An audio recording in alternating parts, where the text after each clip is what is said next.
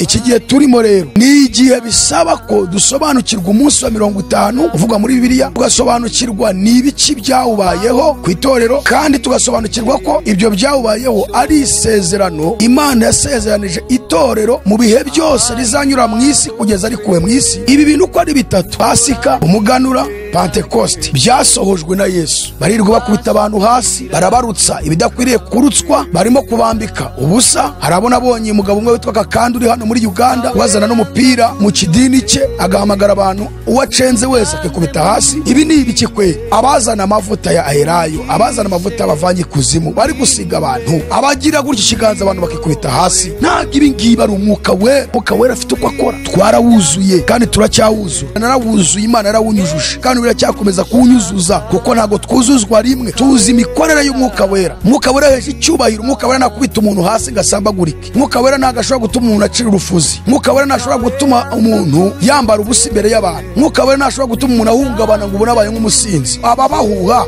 abantu bakikubita hasi.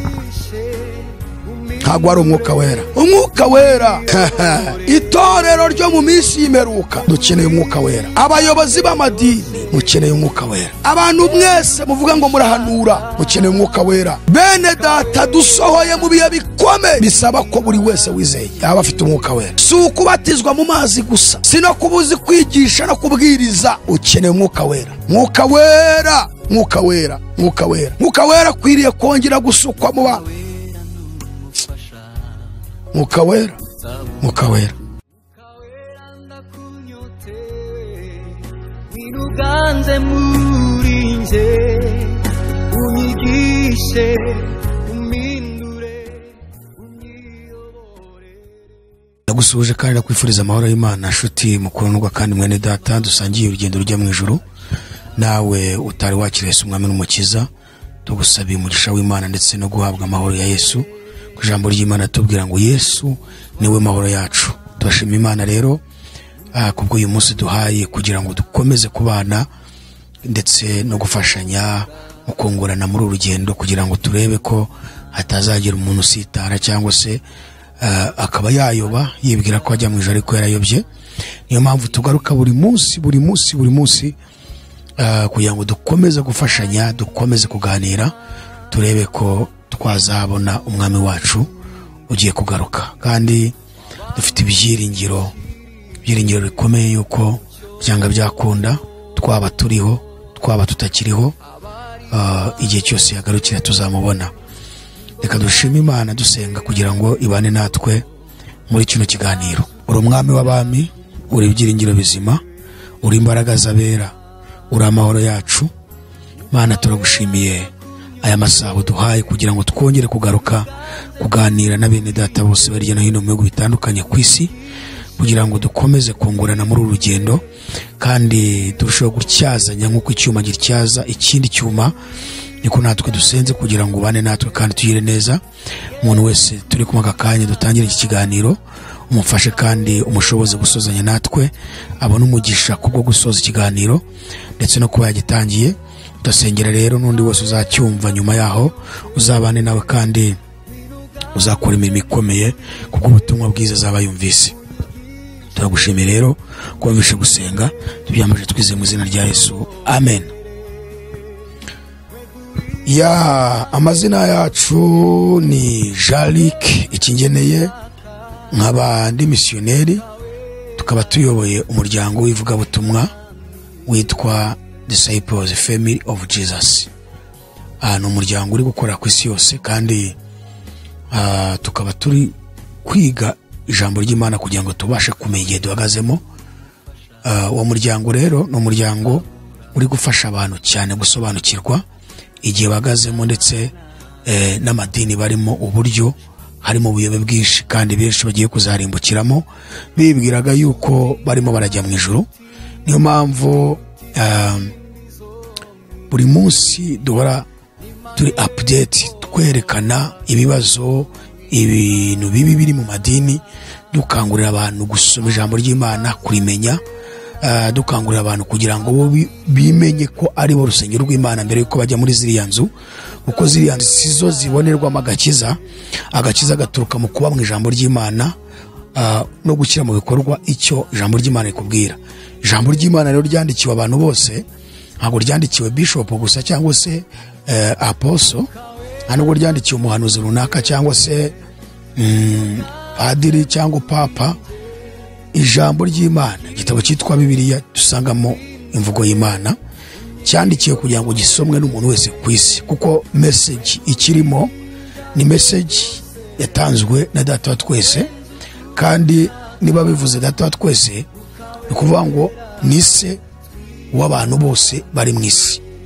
Niyo mpamvu yanditse uru rwandiko akoresheje intumwa ze n'abahanuzi kubw'umwuka wera wabayoboraga mu kwandika, kugira ngo umuntu wese muri iki gihe ndetse n'igihe kizaza uzaba ari muri iyi si, niba isi itari yarangira, azabashe gusobanukirwa uru rwandiko kandi arusome, yizere. So rero Bibiliya yagenewe abantu bose, yagenewe abantu bose. Niyo mpamvu tubwira abantu, tubakangura, tubabwira ngo ese kubera iki mukomeza kwigaragura muri Gehinomu mu buryo buri sembori? Ubwo Gehinomu tuvuga ni amadini menshi hano hanze. Tugenda tubona amadini, ubuyobe bwinshi bugenda bavukamo. Amadini amaze kwibumbira hamwe.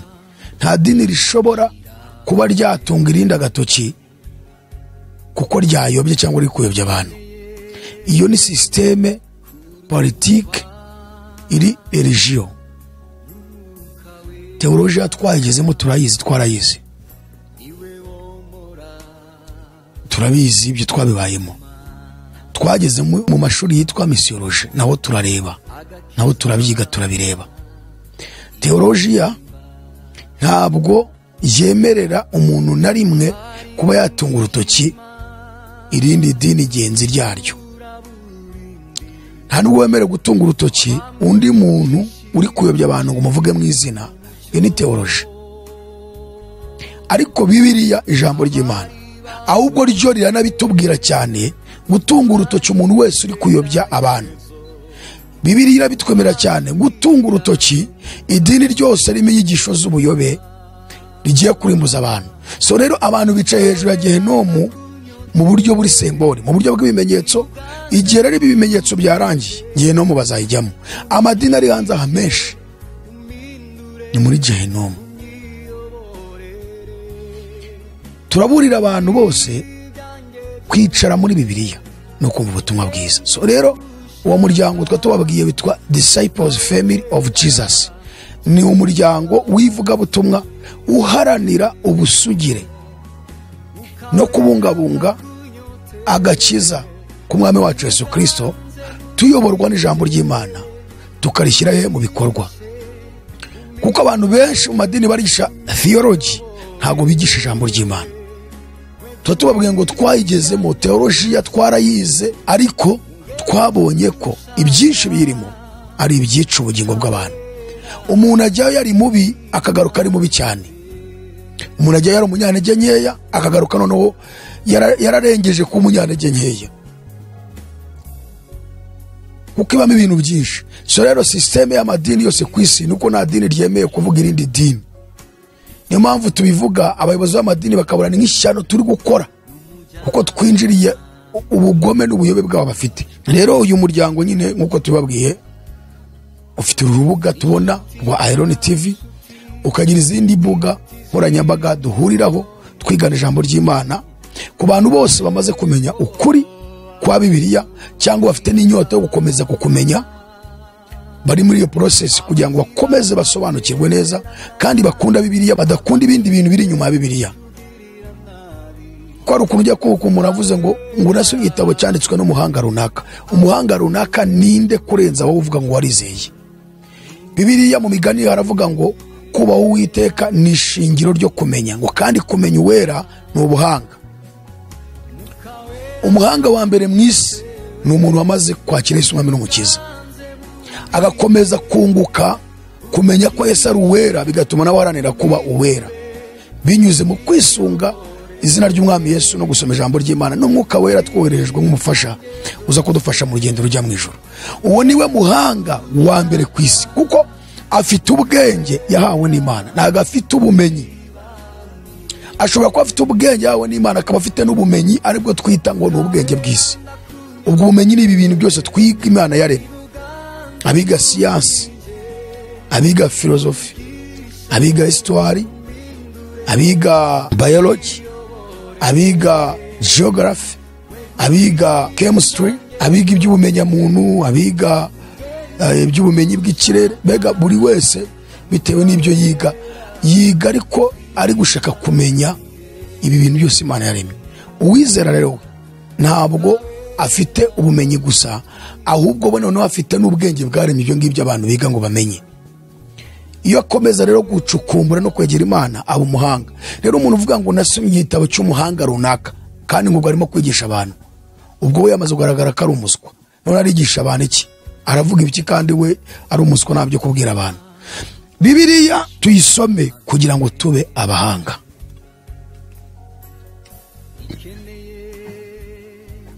Uyu munsi tugarutse ku butumwa bwiza bukomeye bugenewe isi, cyane burebana n'itorero rya Kristo hano mu isi. Ni ubuhe butumwa? Ni ubutumwa abantu birengagije kandi aribwo bwonyine bushobora kurokora abantu bose batwe ko bize muri iki gihe. Ejo kuri 28 ejo hashize nibwo mu bihugu hirya no hino cyane mu baprotestani bijeje ibintu byitwa ngo ni Pentecote. Bavuga ko ari ukwizihiza ngo umunsi wa Pentecote. Pentecoste ni iki? Ubundi Pentecoste ni ijambo ry'ikigiriki rifite ubusobanuro mu rurimi rw'Ikinyarwanda. Ubusobanuro buvuga ngo umunsi wa 50 cyangwa se 50.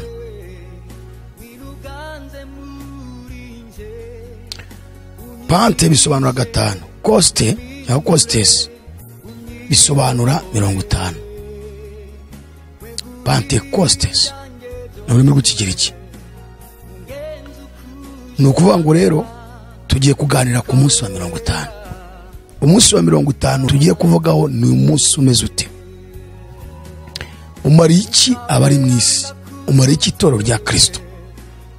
Hari ikintu kibabaje kuba amadini yarirengagije umunsi wa 50 n'icyawubayeho ngo babizirikane mu nkingi z'imitima yabo, bahore babyitoza no kubishaka no kugira inyota yabyo, kugira ngo icyo kintu cyabaye kuri uyu munsi wa 50 kibasohoreho.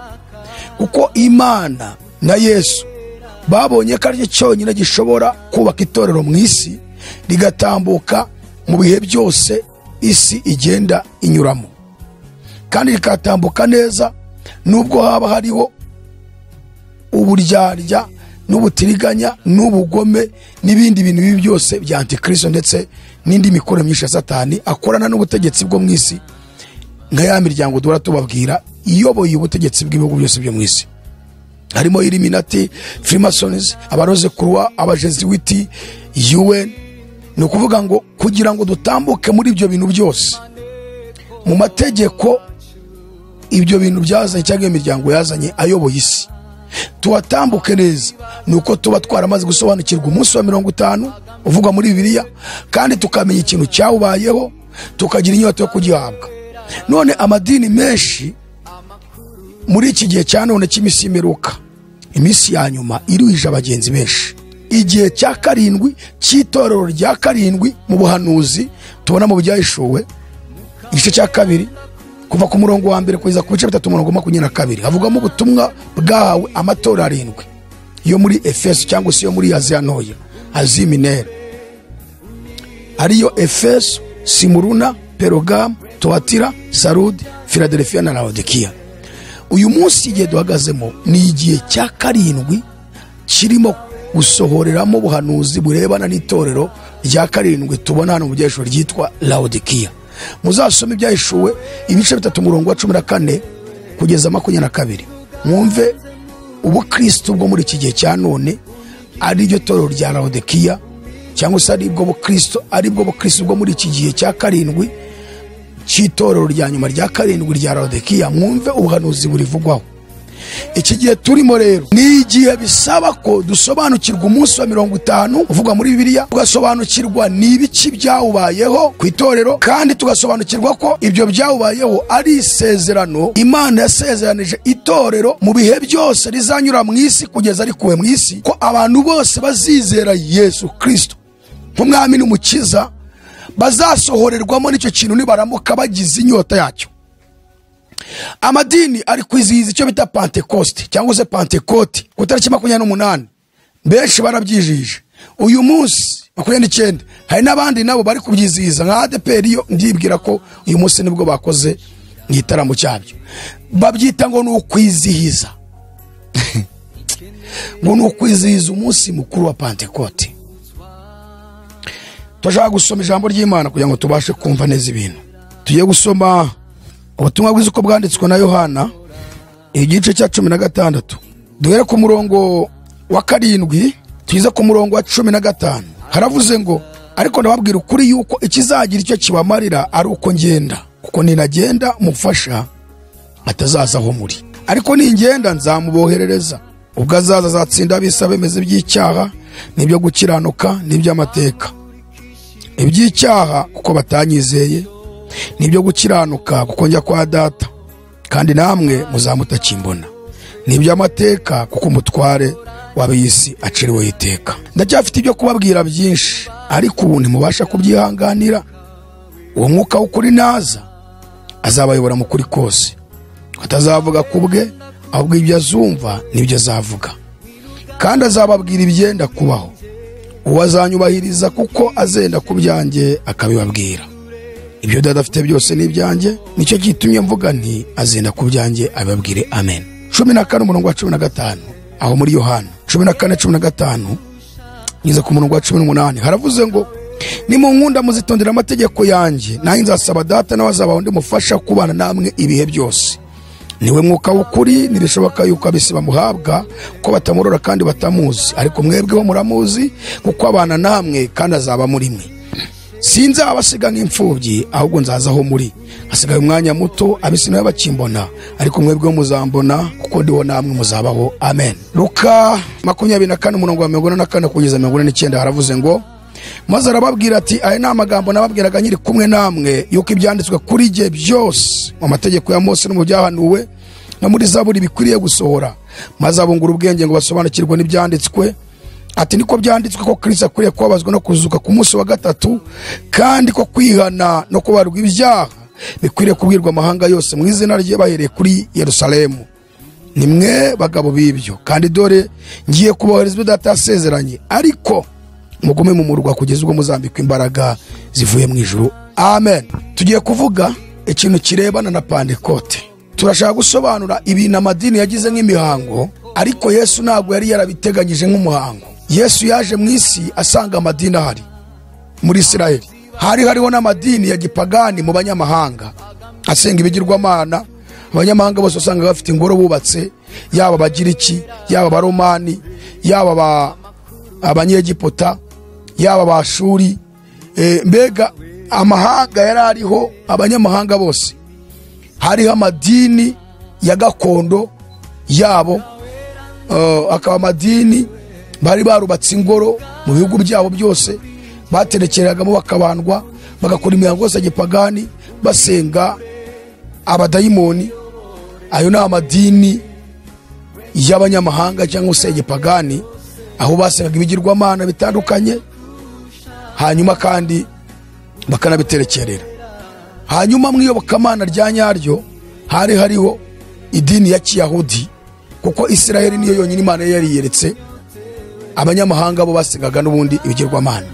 So rero Yesu aza mu isi yasanze ayo madini ahari. Abanyamahanga bari bayafite, muri Isiraheli nabo bari bafite imyemerere bakomora ku mategeko ya Mose, nubwo bari barongeyemo ibintu byinshi byabo bitandukanye n'amategeko Mose yari yarabahaye. Hariho idini rya Kiyahudi, hari abafarisayo bashinzwe kwigisha ikintu cyitwa amategeko ya Mose buri munsi mu masinagogi bari barubatse. Hakaba abanditsi bari bahagarariye amategeko cyangwa se bashinzwe guhora bavugurura amategeko uko ibihe byagendaga bisimbura mu isi, rimwe na rimwe bakongeramo n'ibindi byabo. Abo ni abanditsi. So rero urumva ko idini ry'iyobokamana rizima ryari rihari muri Isiraheli, hakaba n'amadini y'abanyamahanga.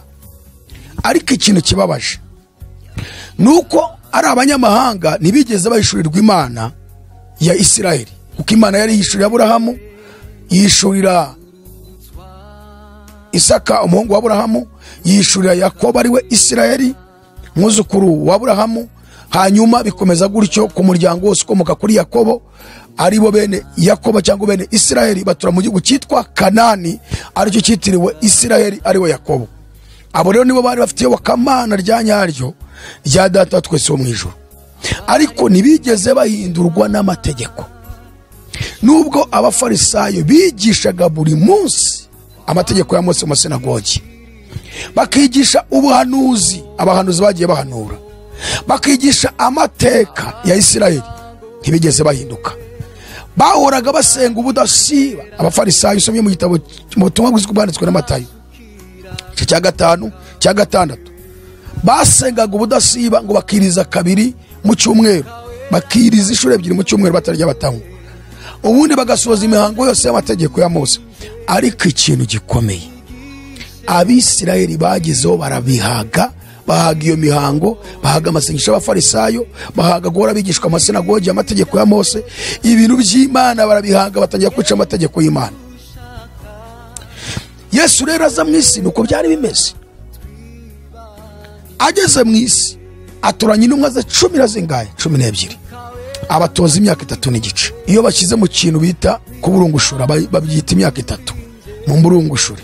Ariko Yesu yamaze imyaka 3 n'igice. Nyuma yuko agiye kugenda atangira kubabwira aya magambo tubonye Yohana 16:7.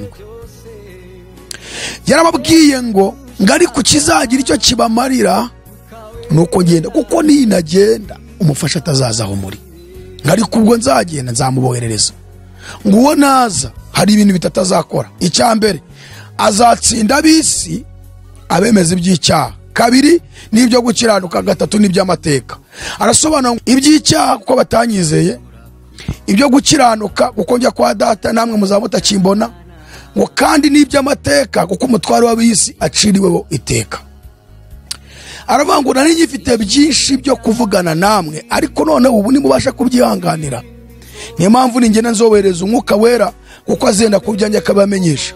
Yesu yabonye ko nasiga intumwa yatoranije zizasubira mu mihango nk'iya gifarisayo, abantu bakananirwa kumva ubutumwa bwiza ko nabo bazamera nk'abafarisayo.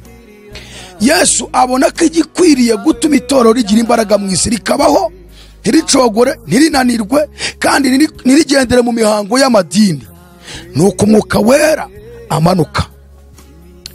Umwuka Wera niwo wonyine Imana yabonye uzubaka itorero mu isi, itorero rikabaho. Ntabwo ari imihango y'amadini, si amaturo, si ibya 10, ntabwo ari amaturo y'amashimwe, si amaturo y'imiganura. Mwuka Wera Yesu yavuze ngo naza azatsinda abisi.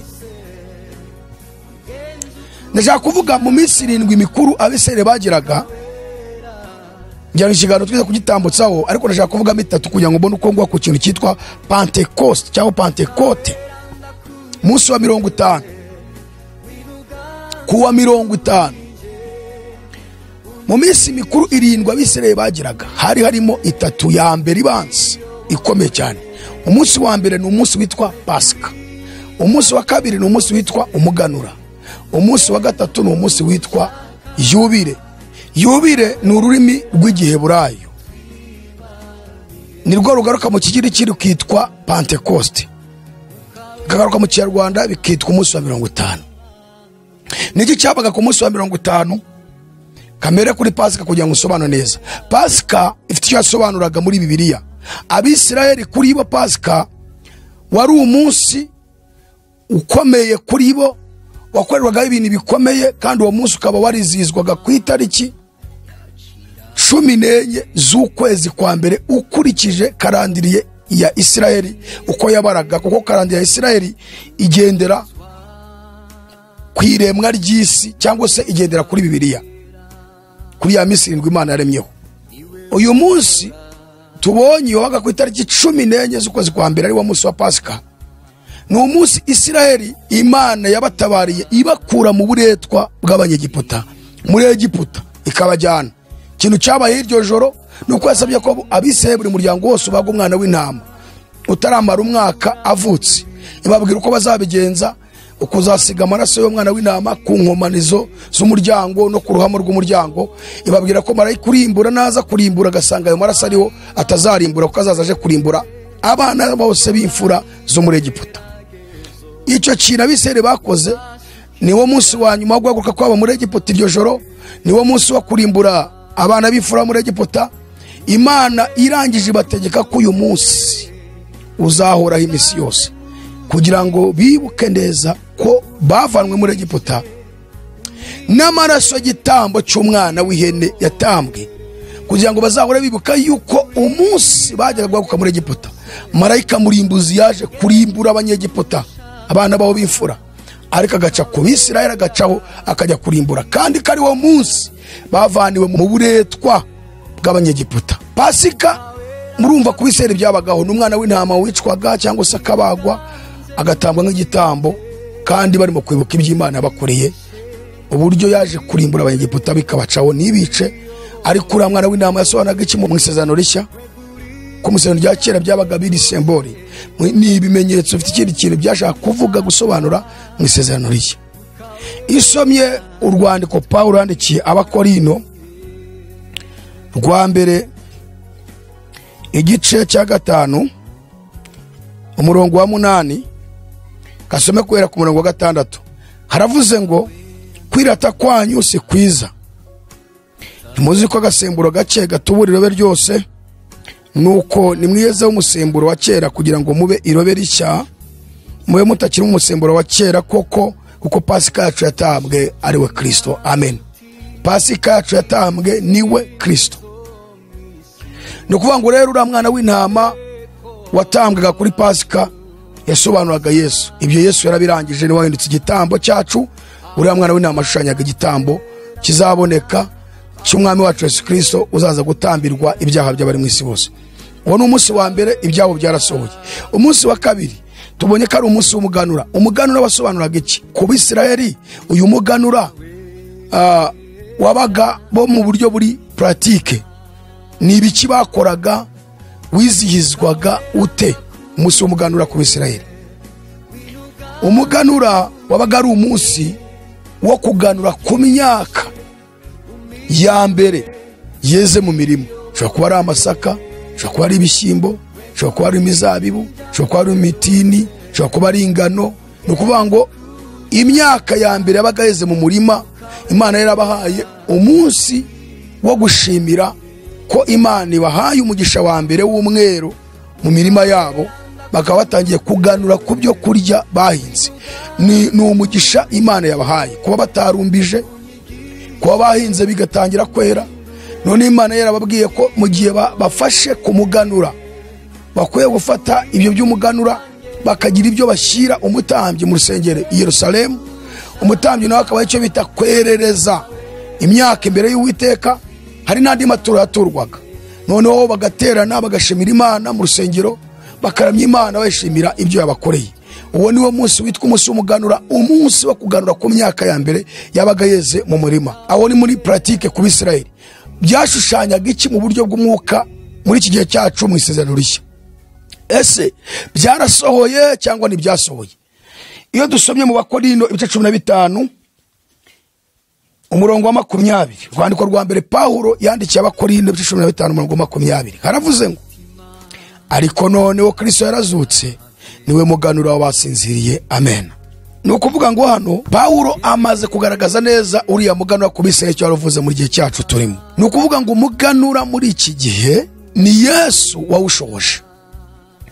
Mu Bakorino baratubwiye ngo ariko noneho Kristo yarazutse niwe muganura w'abasinziriye.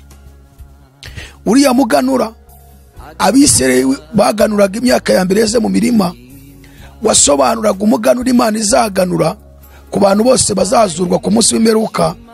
Imana ikaganura umuzuko iwuganuriye kuri Yesu nk'umwana wayo uzazuka, bigatuma Imana ibatindaganuye ku muzuko hari n'abandi bazazuka. Kabiri, bigatuma natwe abizera abantu bose bapfuye bizeye nabo umuganura bawuganiyeho nubwo batari bazuka, ariko bafite ibyiringiro ko bazazuka. Natwe ubwacu twamaze kuganura ikintu cyitwa umuzuko, kuko Yesu yarazutse. Hanyuma rero kuzuka kwe niwe muganura w'abantu bose bazagenda basinzira. Dupfana ibyiringiro, duhorana ibyo byiringiro ko tuzazuka, kuko iyo dusomye mu butumwa bwiza bwanditswe na Yohana 11 umurongo wa 25, ubutumwa bwiza bwanditswe na Yohana 11 umurongo wa 25, haravuze ngo Yesu arababwira ati nijye kuzuka n'ubugingo, unyizera naho yaba yarapfuye azongera abeho. Amen.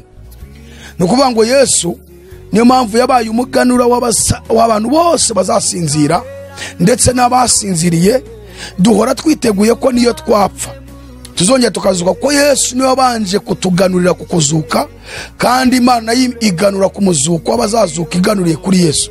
So rero uriya muganura ku Bisirayeli w'ibyo kurya bya mbere byeze mu murima, biriya byabaga bisigaye mu murima, byashushanyaga aba bantu uyu munsi bapfa bizeye, bakaba bari mu murima w'Imana aho basinziririye, ariko bakaba bazagira igihe cyo kuzuka.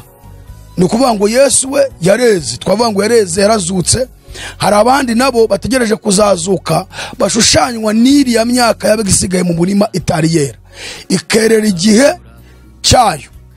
Ubu rero hari igihe Imana yateguriye abizera bapfuye bizeye bagasinzira muri Kristo Yesu, bazazuka. Icyo gihe nikigera bazazuka. Twagiye kubirebana noneho rero n'umunsi wa gatatu witwa Pentecoste, yubire mu Giheburayo, Pentecoste mu Kigiriki, mu Kinyarwanda umunsi wa 50.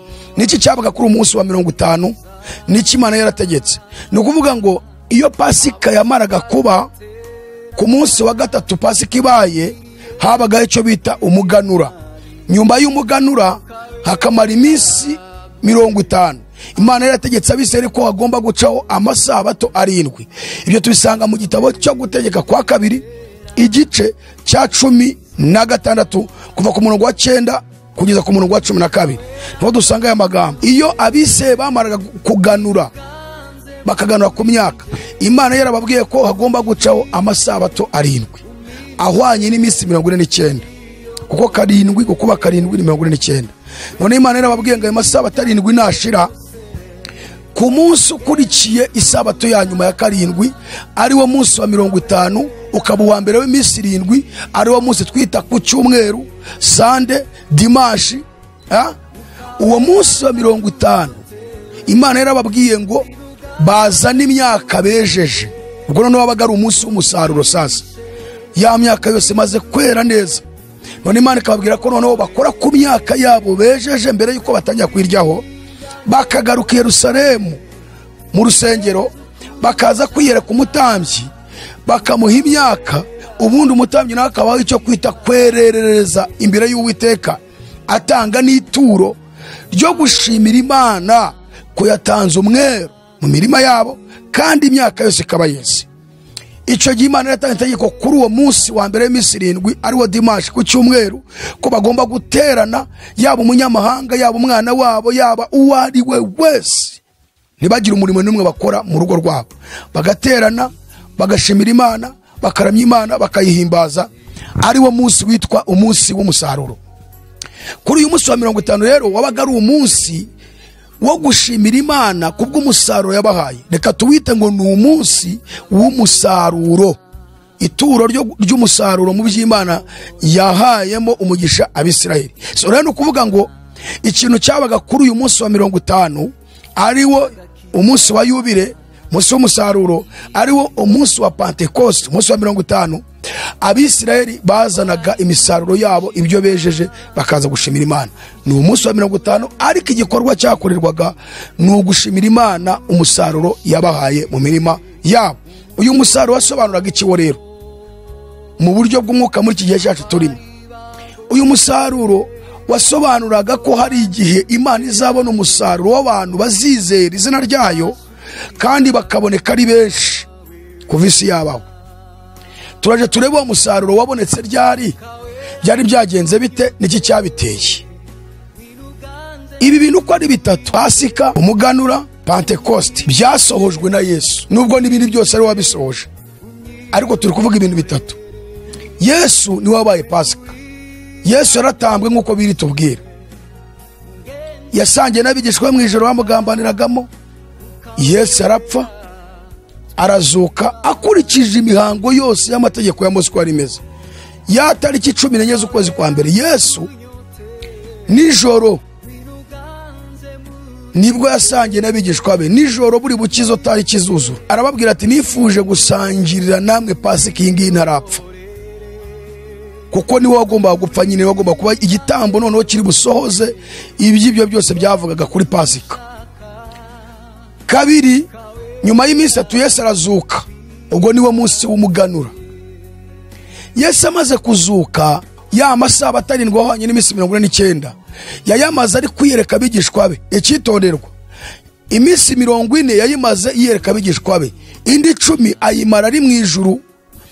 Nyuma y'iyo minsi 10 ku munsi wa 50 yohereza umwuka wera mu ntumwa kugira ngo wa musaruro w'abakizwa uboneke ari mwinshi. Iyo dusomye ibyakozwe n'intumwa, igice cya mbere kuva ku murongo wa mbere kugeza ku murongo wa 5, haravuze ngo Teofile we, muri cya gitabo cya mbere nanditse ibyo Yesu yabanje gukora no kwigisha byose kugeza ku munsi yazamuriwe mu ijuru, amaze gutegeka intumwa yatoranije, azitegekesha umwuka wera. Amaze kubabazwa ababonekera ari muzima, atanga ibimenyetso byinshi. Amaze kubabazwa ababonekera ari muzima, atanga ibimenyetso byinshi. Agumya kubabonekera mu minsi 40 ahantu mashyira akadomo. Amaze kubabazwa ababonekera ari muzima, atanga ibimenyetso byinshi. Agumya kubabonekera mu minsi 40 avuga iby'ubwami bw'Imana. Mu minsi 40 ubwo ari gusohoza ibyari amasabato 7 ahwanye n'iminsi 49. Ku munsi wa 50 akaba icyo bita Pentecoste, akaba icyo bita amateraniro yo gushimira Imana umusaruro yabahaye. Yesu rero amaze kuzuka, nk'uko umuganura wasobanuraga ari wo muganura basinziriye, yamaze iminsi 40 muri ya masabato ageze muri 7, ubwo yendaga ko yarangiza, yiyereka abigishwa be, abigisha ababwira iby'ubwami bw'Imana. Nuko abateraniriza hamwe, abategeka kutava i Yerusalemu, ati ahubwo murindire ibyo data yasezeranyije, ibyo nababwiye. Kuko Yohana abateshaga amazi, ariko mwebweho mu minsi mike muzabateshwa umwuka wera. Yesu rero murumva ko hano arasohoza ubuhanuzi, amategeko ya Mose. Yapfuye ku itariki 14, azuka ku itariki 17, bisobanuye umuganura. Amara bya byumweru bigeze muri 7, nubwo atabirangije, ariko ubona ko yagiye mu cyumweru cya 6 nibwo yazamutse ajya mu ijuru, kubera ko tubonye ko yamaze iminsi 40 yereka abigishwa be. Kumbi biri gusatira umunsi wa 50, umunsi wa Pentecoste, umunsi abisirayeli bose bagomba kuva mu bihugu byose by'amahanga aho batataniye ku isi, haba muri Afrika, haba muri Asia, haba muri mu Burayi, kuko hose bari baragiye abisirayeli kubera intambara bagiye bahura nazo, yaba iz'Abanyegipota, yaba iz'Abashuri, Siriya, yaba iz'Ababuloni, iz'Abanyebabuloni, Iraq, yaba iz'Abamedi n'Abaperesi muri Irani, yaba iz'Abagiriki, yaba iz'Abaroma. Byagenaga bituma bagenda batatana bagahinduka abanyamahanga, aho bageze bagafata ubwene igihugu bwabo, ariko bakajya bazirikana amategeko yabo, kuko nta yindi mana bo basengaga aho bajyaga hose. Bakazirikana amategeko, bakajya bagaruka kwizihiza iyi minsi mikuru. So rero Yesu muri iyo minsi yari amaze kuzuka, hagomba gucaho ya masabato 7. Ku munsi wa 50 w'iyo sabato ya nyuma ya 7 uyiheruka, bakaza bose bagakora amateraniro. So rero yamaze iminsi 40 yiyereka abigishwa be, abateraniriza hamwe, nkuko tubibonye hano ibyakozwe n'intumwa igice cya mbere umurongo wa 4, ngo nuko abateraniriza hamwe, yahise babwira kurindira i Yerusalemu. Niko twasomye mu butumwa bwiza bwanditswe na Luka ibice 22:44 kugeza 49. Batubwiye ngo aya ni amagambo nababwiraga nyiri kumwe namwe, yuko ibyanditswe kuri gihe byose mu mategeko ya Mose no mu byahanuwe no muri Zaburi bikwiriye gusohora. Maze abungura ubwenge ngo basobanukirwe n'ibyanditswe, ati niko byanditswe ko Kristo akwiriye kubabazwa no kuzuka ku munsi wa 3, kandi ko kwihana no kubarirwa ibyaha bikwiriye kubwirwa amahanga yose mu izina rye, bahereye kuri Yerusalemu. Aravanga kandi ni mwebwe abagabo b'ibyo, ariko icyitonderwa ntimugire speed, nimwiruke mugume mu murwa kugeza ubwo muzambikwa imbaraga zivuye mu ijuru. Yesu rero yabategetse kuguma mu murwa, arababwira ati muzi ibyo muvuga, twahagaze ku musozi uyu n'uyu, muzi ibyo nahavugiye, twageze kwa Yayiro, muzi ko nakijije umwana wa Yayiro, twageze kwa Lazaro, muzi ko namuzuye, muzi ubutumwa navugiye ku musozi w'abahiriwe abaribo, muzi byose, ariko nta mbaraga mufite zo kubitanga, nta mbaraga mufite zo gushinga amatorero, kuko mwahura n'ibintu byinshi bikabananiza mu rugendo. Mugume mu murwa kugeza ubwo muzambikwa imbaraga. Haleluya! Kugeza ubwo muzambikwa imbaraga zivuye mu ijuru. So rero Yesu yabonaga ko itorero kugira ngo rizakomere ritazasa nk'amadini ya gifarisayo, aribyo tubona muri iki gihe abantu bose ni ibidini, abatarahindutse ibidini, abandi bagiye gutira ibibaraga by'ikuzimu. Niyo mpamvu tubona imyuka y'abakabaliste mu madini, niyo mpamvu tubona abantu bagarura ibintu byo mu isezerano rya kera mu madini. Hari abantu bajya kuraguza bagafata imbaraga za keraguza bakazizana mu madini ngo arizo bakoresha. Hari abantu bajya ikuzimu kwaka imbaraga. Hari abandi bajya kugura ubumaji bagahabwa ubumaji bakaza gukora ubumaji mu madini yabo, kuko nta mwuka wera babonye kandi n'inyota yawo bafite, kandi ibyaha bakora n'inyota y'iby'isi bafite n'ibyubahiro bashaka, ntabwo babona umwuka wera. Niyo mpamvu birukanka bakajya gushakisha ibindi bisa nawo, barirwa bakubita abantu hasi, barabarutsa ibidakwiriye kurutswa, barimo kubambika ubusa. Harabona abonye umugabo umwe witwa Kakandi uri hano muri Uganda, wazana n'umupira mu kidini cye, agahamagara abantu, uwacenze wese akikubita hasi. Ibi ni ibiki kweli? Abazana amavuta ya aherayo, abazana amavuta bavanye kuzimu, bari gusiga abantu, abagira gutyo ikiganza abantu bakikubita hasi. Ntabwo ibi ngibi ari umwuka wera. Umwuka wera afite uko akora, twarawuzuye kandi turacyawuzura. Ndabibabwira, narawuzuye, Imana yarawunyujuje, kuko yantoraguye ahantu nari nduhiye, irawunyuzuza kandi biracyakomeza kuwunyuzuza, kuko ntago twuzuzwa rimwe. Tuzi imikorere y'umwuka wera. Umwuka wera heje icyubahiro. Umwuka wera nakubita umuntu hasi ngasambagurike. Umwuka wera ntagashobora gutuma umuntu acira urufuzi. Umwuka wera ntashobora gutuma umuntu yambara ubusa imbere y'abantu. Umwuka wera ntashobora gutuma umuntu ahungabana ngo ubone abaye nk'umusinzi. Umwuka wera umwuka wera. Amadini turababwira ngo irwo n'urugare rwihutisha abantu rwa gari ya moshe, igare ry'umwuka w'abadayimoni uri kwirukanisha abantu bajyana kukurimbuka. Ibintu mureba abantu bari kubita abantu hasi, abajya guca ibiganza, abakozaho imiswara, ababasiga ibivuta, ababahuha, abantu bakikubita hasi. Ntabwo ari umwuka wera. Turawufite kandi tuzawugumana kugeza tuvuye mu isi. Tuzi umwuka wera uko akora, n'imana z'umwuka wera turazizi uburyo zikoramo, kandi turanazisobanukiye mu ijambo ry'Imana, kandi Imana yaraziduhaye.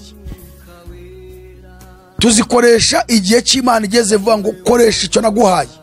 Nako tuzikoresha nk'abiki gihe birirwa bahanura ku ma YouTube ngo Imana yabatumye. So rero nukuvuga ngo Yesu yamaze ya masabato 7 agenda ku isabato ya 6 iri hafi kurangira. Hanyuma ategeka intumwa ngo zigume i Yerusalemu, arangije ababwira ko agiye kubohereza umwuka wera. Kumbi biri gusatira wa munsi wa 50, biri gusatira isabato ya 7 izabishyitse ku munsi wa 49, noneho ku munsi wa 50 akabaho yubile. Tugiye kureba rero uburyo byasohoye. Turebe uyu musaruro wabonetse ute w'abantu bagomba gukizwa.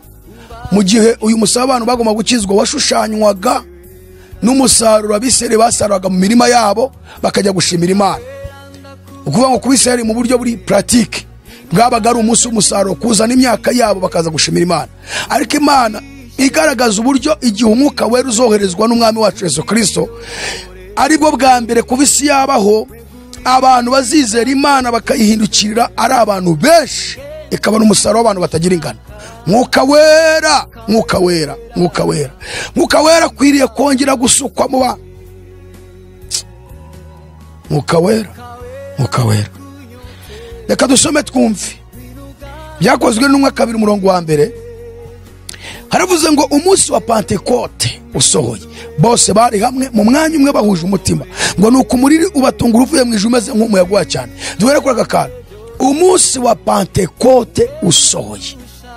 Tubonye ko Yesu amaze kuzuka ari wo munsi w'umuganura, haguma gucaho amasabato 7 ahwanye n'iminsi 49. Ariko ku munsi uheruka isabato ya 7 ari wo wa mbere w'iminsi 7, ari wo munsi wa 50 witwa Pentekote mu Kigiriki, mu Giheburayo kitwa yubile, munsi habonekwagamo imisaruro y'abisirayeli bakaza gushimira Imana, wari usohoye hano rero.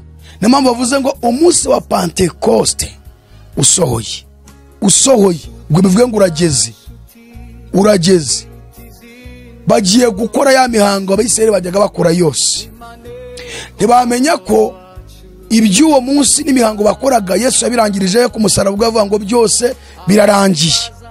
Ibintu birebana n'imihango y'amategeko ya Mose byose ndabirangije, ubu ni ngiye usohoje byose. Abisirayeli bari baturutse mu mahanga yose ari munsi y'ijuru, baje gusohoza iby'iyo minsi cyangwa iby'uwo munsi Imana yabahaye. Baje gushimira Imana ko yabahaye umugisha mu mirima yabo, mu bihugu byose batuyemo. Niyo mpamvu tugiye gusoma, mwumve kuntu bose bari baje koko kuri uwo munsi wa 50. Umunsi wa Pentekoste usohoye, bose bari hamwe mu mwanya umwe bahuje umutima, nuko umuriro batungura uvuye mu ijuru umeze nk'umuyaga uhuha cyane kuri inzu bari bicayemo. Haboneka indimi zigabanije se n'umuriro, ururimi rujya ku muntu wese muri bo. Bose buzuzwa umwuka wera, batanya kuvuga izindi ndimi nk'uko umwuka yabahaye kuzivuga.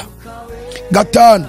Muri Yerusalemu habaga abayuda b'abaturage b'abanyadini, bari baraturutse mu mahanga yose ari munsi y'ijuru.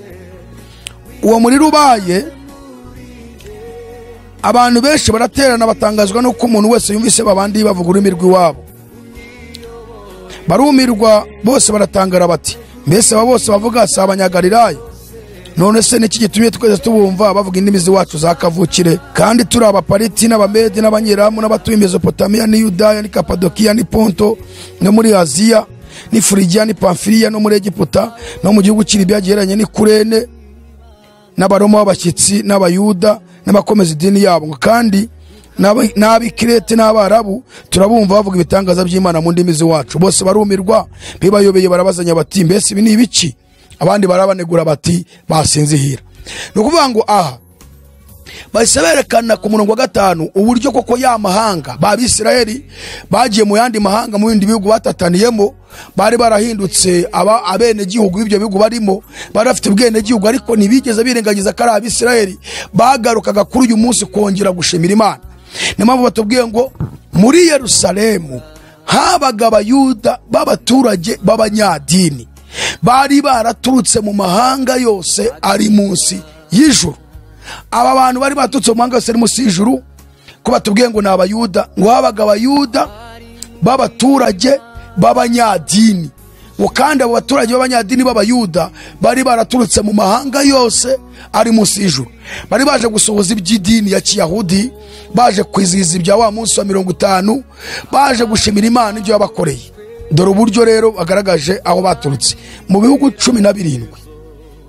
Icyambere bavuze ko bari abapariti, 2 n'abamedi, 3 n'abanyeramu, 4 n'abatuye i Mesopotamiya, 5 ni Yudaya, 6 ni Kapadokiya, 7 ni Ponto, 8 no muri Aziya, 9 Ifurigiya, 10 Ipamfiliya, 11 Egiputa, 12 igihugu cy'Ilibiya, 13 n'abaroma b'abashyitsi n'abakomeza idini yabo, 16 n'abikirete, 17 n'abarabu. Urumva hari n'abaturutse no muri Afrika, muri Egypt, muri Libiya, muri hano za Ukraine. Ni ukuvuga ngo rero bari bagiye Yerusalemu gusohoza wa munsi wa 50 wa Pentekoste, bagiye gushimira Imana. Yesu yari yarategereje ko uyu munsi wa 50 aribwo azuzuzwa n'umwuka wera. Yagiye asigaye iminsi 10 ngo umunsi wa 50 ugere. Arabarindira, intumwa ziguma mu cyuma cyo hejuru zikomeza gusenga, zihuje umutima, zisaba Imana ngo isohoze isezerano ry'umwuka wera. Ku munsi wa 50, ku wa mbere w'iminsi 7, Dimanche, Sunday, niho Imana yasutse mpemu yera. Aho ni mu Kirundi, niho Imana yasutse umwuka wera ku ntumwa. Ni mpamvu batubwiye ngo muri Yerusalemu habaga abayuda b'abaturage b'abanyadini, bari baraturutse mu mahanga yose ari munsi y'ijuru, ngo bumvise uwo muriri ubaye, barumirwa bose baratangara, barabazanya bati, mbese aba bose bavuga si abanyagalilaya? None se niki gitumye twese twumva bavuga indimi z'iwacu za kavukire? Umwuka wera yamanutse ku munsi wa 50, hanyuma Petero avuga ubutumwa bwiza, hiha n'abandi 3,000. umusaruro wa mbere Imana birawubonye. Kuva isi yabaho, kuva umuntu yarema, nibwo Imana yabonye abantu benshi bizeye izina ryayo bahita bakirizwa rimwe barayiyoboka. Kuva isi yabaho, duhere mu ntangiriro tubona ko abantu bubahaga Imana ni umwe, ni babiri, ni batatu.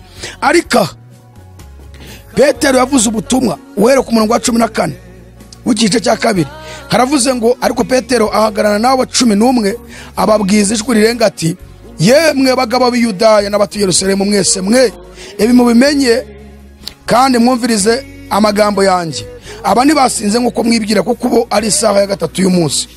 Ahubwo ibyo mureba ibi byavuzwe n'umuhanuzi Yoweli ngo, Imana iravuze iti, uko niko bizaba mu minsi y'imperuka, nzasuka umwuka wanjye ku bantu bose, kandi abahungu n'abakobwa banyu bazahanura, n'abasore banyu bazerekwa, n'abakambwe babarimo bazarota, ndetse n'abagaragu banjye n'abaja banjye muri iyo minsi nzabasukira ku mwuka wanjye bazahanura. Kasoma umurongo wa 37 kugeza ku murongo wa 39 w'igice cya 2.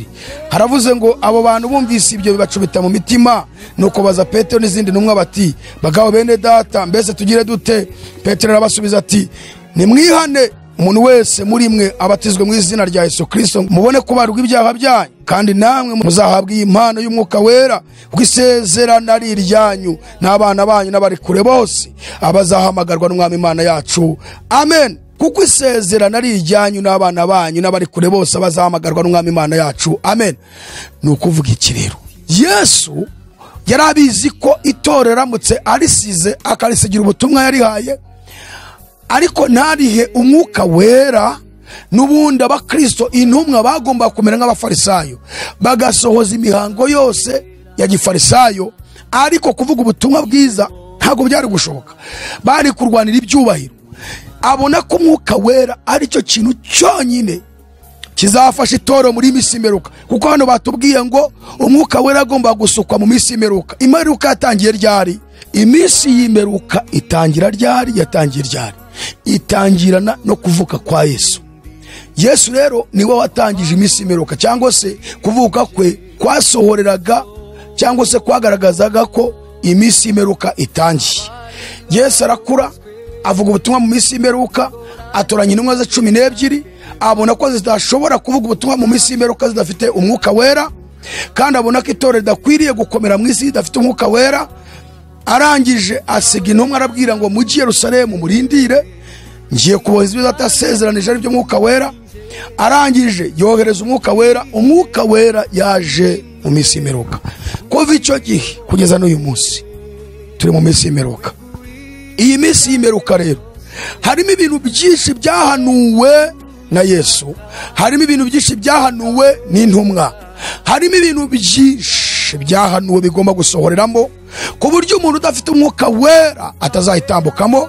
Cyokoze uzaba umunyedini, usoza imihango y'idini, utanga ibyacu, utanga amaturo, ugiye gufasha abakene, utanga y'abashyitsi, utanga y'iki, ariko kugira ngo ushobore gukirizwa mu minsi y'imperuka nuko ufite umwuka wera. Hari inyigisho z'ibinyoma mu madini, kuko abanyamadini bananiwe gukizwa ngo bahabwe umwuka wera nk'uw'intumwa zahawe, ku buryo bigisha ko umuntu wese wamaze kwizera Yesu Kristo abahawe umwuka wera. Ikinyoma, ntabwo ko ari ukuri. Umwuka wera ni isezerano Imana isezeranya bamaze kuyizera. Baramaze kuyizera ikabona kubasezeranya umwuka wera. Intumwa za Yesu zari zaramaze kwizera Yesu Kristo, ariko twabonye 16 ubutumwa bwiza bwanditswe na Yohana umurongo wa 7. Abo bamaze kwizera arababwira ngo ikizagira icyo kibamarira nuko ngenda, kuko ntagenda umufasha atazaza aho muri. Ibice 12 umurongo wa 15 arongera ati, nimunkunda muzitondera amategeko yanjye, nanjye nzasaba Data, nawe azabaho undi mufasha wo kubana namwe ibihe byose. Niwe mwuka w'ukuri, ntibishoboka ko abisi bamuhabwa kuko batamurora kandi batamuzi, ariko mwebweho muramuzi kuko abana namwe kandi azaba muri mwe. Aravuga ngo sinzabasiga nk'imfubyi, ahubwo nzazaho muri. Hasigaye umwanya muto, abisi nibo bakimbona, ariko mwebweho muzambona kuko ndiho namwe muzabaho. Yesu yasezeranije abamwizeye umwuka wera, ntago igihe bamwizeraga bari bakawuhabwa. Umwuka wera ni isezerano rihabwa bamaze kwizera. Iyo bamaze kwizera ntibisobanuye ngo wahabwa umwuka wera. Tuzagaruka dusobanura kwizera icyo bimarira bizeye, ndetse n'umwuka wera icyo aza kumarira bamaze kwizera. Ntabwo ari umuntu wamaze kwizera bisobanura ngo yahawe umwuka wera. Tuzahagaruka dusobanura n'igituma umuntu yera imbuto z'umwuka wera kandi atarahabwa umwuka wera. Umwuka wera arakenewe uko intumwa zawuhawe akazimanukaho, uko zavuze mu ndimi, uko zatangiye guhanura, uko zerekwaga, ibitangaza zakoze, nuko umwuka wera yamanutse. Niba utabifite kuzatambuka muri isi bizakugora. Umuntu wese udafite umwuka wera, udafite n'inyota umwuka wera, kugira ngo azabashe kumva ubutumwa bwiza tuvuga ngo idini rirekure, bizafata igihe kinini. Itorero ryo mu minsi y'imperuka dukeneye umwuka wera. Abayobozi b'amadini mukeneye umwuka wera. Abantu mwese muvuga ngo murahanura mukeneye umwuka wera. Bene data, dusohoye mu bihe bikomeye bisaba ko buri wese wizeye yaba afite umwuka wera. Si ukubatizwa mu mazi gusa, si no kubuzi kwigisha no kubwiriza, ukeneye umwuka wera. Si no kwitwa bishop na apostle, ukeneye umwuka wera. Mwuka wera isezerano Imana yasezeranije abayizera. Oh, haleluya. Mwuka wera, mwuka wera, mwuka wera. Niyo mpamvu benshi bo muri ibi bihe bica amatwi banze kumva ukuri. Dukeneye umwuka wera. Niyo mpamvu abantu mu madini twira tubabwira ngaho hano ngo oya, ngo niho hari inzira. Mwuka wera ari kumwe nawe yagusura kwereka idini wicaye mukorisa.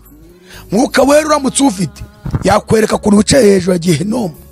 Imana itanga umwuka wera, abantu babohoka. Umwuka wera hari, abantu bagira umunezero, abantu bagira urukundo, abantu barangwa no kwihangana, abantu barasenga, abantu biyiriza ubusa, abantu bakunda ijambo ry'Imana, abantu bakira indwara, iz'abadayimoni, indwara z'umubiri, izikomoka mu biryo, ibyo byose birahunga. Umwuka wera ari, byose birahunga.